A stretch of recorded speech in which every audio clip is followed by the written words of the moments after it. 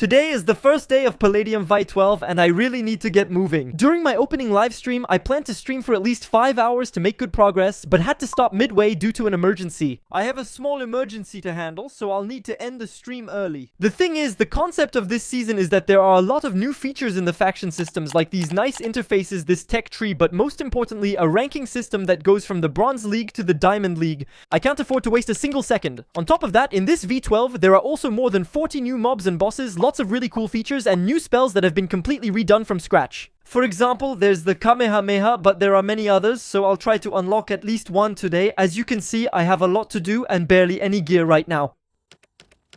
There we go, now we're already a little better. On top of that, in this season, they've added a trader at every spawn. Apparently, you can trade gold coins for certain pieces of gear. To get this item, you need to do a quest with Igor at spawn. The issue is, I always time out when talking to him, but it is still Paladium after all. I'm probably going to get flamed for saying that, even though honestly, there haven't been any other problems during the opening. But if I go into my settings, you can see that to finish the quest, I have to bring a Paladium sword to Igor. It's fine, I've got a bit of power. And when I talked to him, it disconnected me again, but I got some gold coins. There are several hidden quests around spawn that let me collect enough gold to craft a Paladium pickaxe with Fission C5. Now, like any good Paladier at the start of the season, I'm heading to the mining server.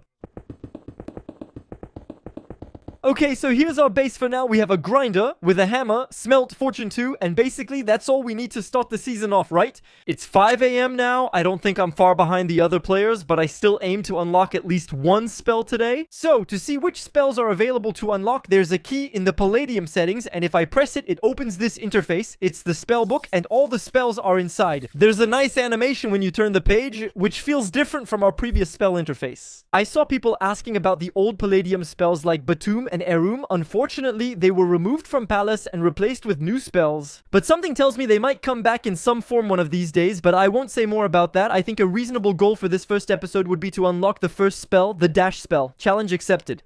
To unlock the spells, we need to get these little spell scrolls, and I'll explain how we're going to do that in a moment, but for now, we have another urgent matter, which is the Fuse faction. Several people asked me at the end of last season if I would continue with the Fuse faction, and honestly, I have to admit that V11 was probably one of the best seasons I've had in a very long time on Paladium, and that's largely thanks to the Fuse faction, so of course, yes. We were well prepared for the new season since I shared the recruitment form over 2 weeks before the server launched. In total, we managed to recruit more than 40 people even before the server opened. And I think with all that, the Fuse faction is capable of reaching first place in the Paladium faction rankings. Anyway, that's the first goal we're going to put on our list for this season, and you'll see a little later that when it comes to goals for this season, I have quite a few things to tell you. But anyway, this is the new faction interface. Same thing, there's no comparison with the old one. This is the new ranking system for Paladium factions. You can see it goes from the Bronze Division to the Diamond Division. And yeah, I know someone told me we should have used Palladium ores. Honestly, I don't know why we didn't do that.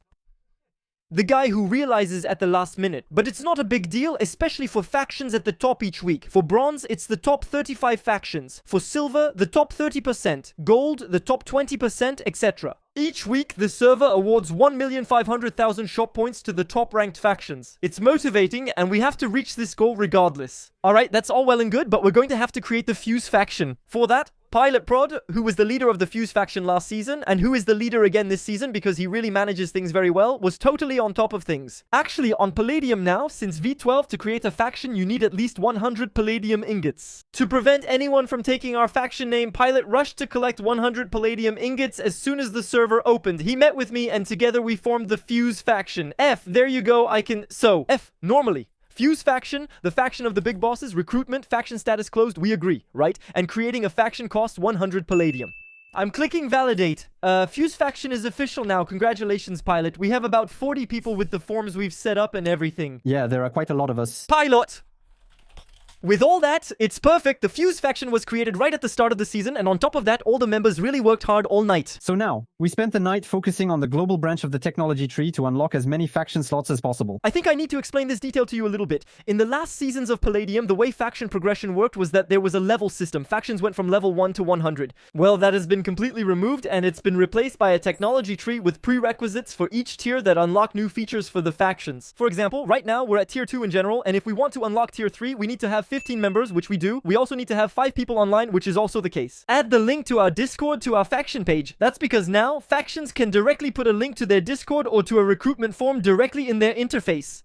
All members must have walked over 100,000 blocks in total. That's good too. Now that we've finished everything, to unlock tier 3, we need $15,000 in the faction bank. This unlocks another faction spot and the faction chat. Alright, we're going to give a hand, but first, there's something I need to do, something I've done in literally every season of Palladium for years, the objectives. And this time, it's actually the only time out of all my Palladium openings where I haven't set my objectives live. Usually we do that together, we talk about it and all that. But well, the thing is, since I had my little emergency during the stream, I would have liked to, and actually I had planned to play until late, but well, a little personal emergency came up and I had to take care of it on my own, so here's what I'm suggesting. Our first non-negotiable goal is to be number 1 in diamond rank with the faction. I'll explain a bit later how we climb the ranks, but that's non-negotiable. Unlock all spells, get full ancient gear, we did that last season, beat all hard mode bosses since there's a new dungeon difficulty system, more on that later, claim a base, and as a bonus, find 30 bugs. We used to set these goals back in the day on Paladium to find a certain number of bugs, and in the meantime, the staff told me they didn't really like me going bug hunting, but now Palladium has become so high quality that I think they won't mind too much if I find a few little bugs. Couldn't the timeout on the quests at the start of the video count as the season's first bug? Let's say yes! I don't have many goals for this season, so if you have suggestions, leave them in the comments, but Fuse, don't forget you still have last season's dares to do. That was my list of goals from last season, and for any I missed, I had to do a dare. I finished everything, so no dares, except maybe the stealth raid one. Some people thought that the raid I did in the last episode wasn't really a stealth raid, so you know what, I'll count it for you. So that means I'll have to do the first dare on the list I set for myself, which is to actually buy Palladium in real life. Okay, well, I need to find out how to do that, knowing that 1 kilo of Palladium costs 35,000 euros, which is crazy. I'll also need to set the dares I'll have to do if I don't meet my goals this season, but one thing at a time. So, it's the next morning, and in the meantime, the Fuse faction has really made a lot of progress. So, the members focused all night here on a 50-story farm, and they planted melons because, well, it's the most efficient for the farmer job, and honestly, it brings in quite a bit of money. Honestly, the base looks really cool, and apparently the faction chose melons to farm money. That will help us progress through the levels. Well, on my end, I made myself a little base, and especially during my mining session earlier, I managed to gather 28 invoker ores. It's the main ore for making Palladium dungeon keys and basic dungeon armor. Without this armor, getting through the first levels is nearly impossible, so I crafted it. So, you should know that in this Palladium update, there are a lot of new things. For example, all jokes aside, I'm a huge fan of the new chat. Now, there are multiple tabs for different communication channels, and when I get private messages, they appear in separate tabs, which I find very convenient.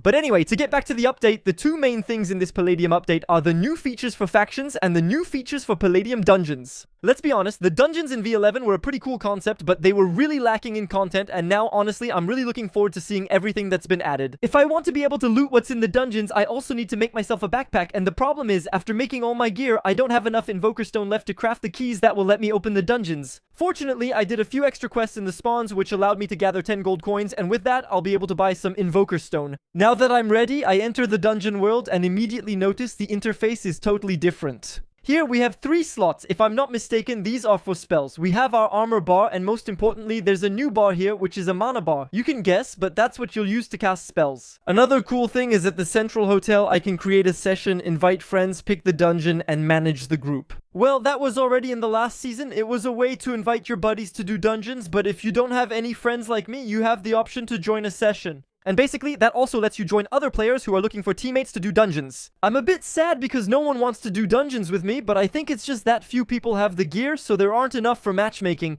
We're going alone, and that's where there's a new dungeon feature. Now, each dungeon tier can be played in easy, normal, or hard mode. And obviously, the higher the difficulty, the bigger the loot bonus we get. Anyway, it's part of our goals to beat all the bosses on hard mode. Anyway, in the last season, we started with the Nimbria dungeon, which is the dungeon for the miner profession. This time, to change things up a bit, I suggest we do Vitalis, which is the dungeon for the hunter profession. We're going to make some small keys with the invokers I have available, and here we go. And yes, look, among the new features in the dungeons, there are also lots of new mobs. For example, there's this little thing here, and that one over there, and honestly, it really adds a lot of content to the dungeon, because it's true that it could get pretty repetitive before. But above all, one of the things that's going to be most useful to us in this episode is simply that now, in every level, there are these little jars I can break to get bonus stuff. Alright, first stage completed, and look, at the end of this first dungeon, I got a D rank. That's absolutely terrible. Actually, it goes from D to C to B to A to S. S is the best rank. And this rank, if I'm not mistaken, is calculated based on how fast I finish the stage, and also how many little jars I break. Looks like I was a bit bad this time. Well, anyway, my goal isn't to get the best rank possible, but I think if you get an S rank, you get an extra bonus on the loot, so that's cool. But listen, I'm going to farm a little, and I'll try to get a good spot in the dungeon rankings. And while I'm doing that, I know you're all wondering how to get the freaking scrolls. Actually, it's pretty simple. Breaking those jars, as I showed earlier, gives a small chance to get a spell scroll. I checked the market, some people already have them, and they cost $1,000. And speaking of the market, right now I'm extremely poor. $383 and 400 shop points, which I've had left for a very long time. As mentioned earlier, what the faction needs most now is money. At the season's start, selling enchanted pickaxes, worth nearly $3,000 each, is one of the best ways to earn it. That worked out well because earlier, while searching for a base, I found spawners with bookshelves and took them. Now we can do two things at once, since I'm level 2 in the miner job. And one of the most effective ways to get XP as a miner is to farm quartz, and quartz, among other things, is one of the best ways to farm XP in Vanya. So we're going to start farming this quartz. And on top of that, it'll let us stay in the job race. By the way, you might notice that in my list of objectives, I didn't include reaching level 20 in every job. I think that's a bit repetitive from season to season. But on the other hand, it's an integral part of what Paladium is. So should we include that in our objectives or not? You tell me, especially since there's something really cool that was changed in this V12. In the last season, if you wanted to level up your jobs, you had to complete something called a prerequisite. That was to make sure the big factions didn't rush too fast. But at the same time, it was pretty annoying. Now look, the prerequisites have completely changed. There's a new XP bar right here. The prerequisites are a second mandatory XP bar to level up. It counts for 20% of the XP needed for the level. Don't take multiplier bonuses into account. You know, like double XP potions, for example. And there are also some XP methods that are a bit too overpowered that don't fill up this bar. Actually, the main reason we did this was to prevent big factions from buying tons of XP bottles and reaching level 20 super easily. Anyway, so it's cool because by betting quartz, it still improves my prerequisites. And after just 2 short hours of farming, here's what I have. In total, I have 13 pickaxes that I'm going to enjoy putting up for sale at $1,500 each. And with all that, I've made it halfway through level 3 of the miner job. Well, anyway, today the faction has really made good progress. If we look in the faction bank, first of all, the menu looks really cool. And right now, we have $72,000 in total income and $50,000 in total withdrawals. I think that matches the different milestone levels, which means we have $22,000. A small counter shows progress versus yesterday, and thanks to that, we reached 14th place among the server's factions. I'm not sure how that rank is calculated. So actually, we're in 14th place because we're the 14th faction that was created, so the real ranking will start tomorrow. But what I did during that time was mainly try to get a spell scroll. For that, I worked hard in the Vitalis dungeon. And look, there's even a brand new boss once you reach tier 5. Honestly, the dungeons are way better than in the last season, because this time over the 5 tiers, I got a lot of new rooms, a lot of new mobs, and honestly, I think this dungeon feature can go really far. Alright, goodbye, boss. So, are we going to loot something interesting here? Okay, so we got a minor XP bottle. Well, we got a few things. It's not the most amazing stuff, but honestly, I'll take it. There's just a small problem. I broke hundreds of jars and didn't get a single spell scroll. Still, I'm not sure they're that rare, because here, look, someone is selling one for $1,000. Since I have $4,000 left from all the pickaxes I sold, I'm going to go for it. So what I have here is a common spell scroll, and if I right-click, nothing happens at all. Okay, great. I believe you need to enter dungeon mode to use spell scrolls. Also, using one triggers a nice animation. Now, when I open my spell menu, I can equip it and see it among the 3 spells at the top of my hotbar. Normally, my first spell slot here is bound to the R key, and if I use it, look, it makes me do a kind of dash. It's really cool. Well, listen, the goal of the episode is accomplished. I have to stop here to release this episode on time. In the coming weeks, I'll try to sort Paladium, so hit like, subscribe, and use the dash spell if you don't want to miss it. Bye, this was Fuse. See you next time.